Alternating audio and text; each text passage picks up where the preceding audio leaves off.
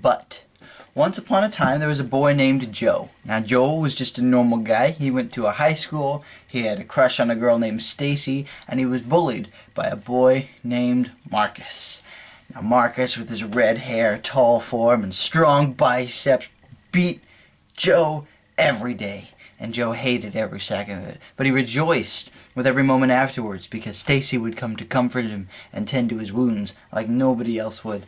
Stacy, the beautiful Stacy, with hair so blonde and fingers so light to the touch. It was a wonderful thing. But Joe didn't like to be bullied.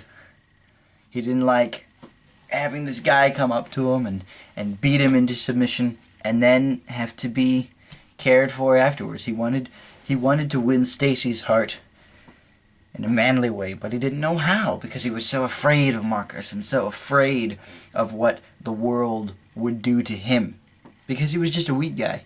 This guy who was only of average intelligence in school, didn't even have a big brain to make up for the lack of muscles. So what did he do? Well, he read some self-help books, went into some not exactly seminars, but read up on self-confidence. He didn't work out because he didn't think he needed to. He thought if he just stood his ground, then this bully would stop. Which isn't a bad idea, but in this world of tough people working down on little people, in this world of dog eat dog, he needed something else. And Stacy realized this. And she told him over and over and over, but Joe would not listen. He was too stubborn. One night, Marcus was chasing him home for 3 hours straight. Chased him all around the town.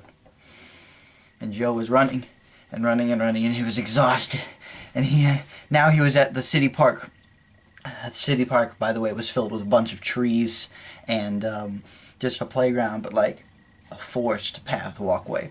So he's running and running on the city park path, and then he tripped because he was so tired, and he fell down into a ditch. And then Marcus left.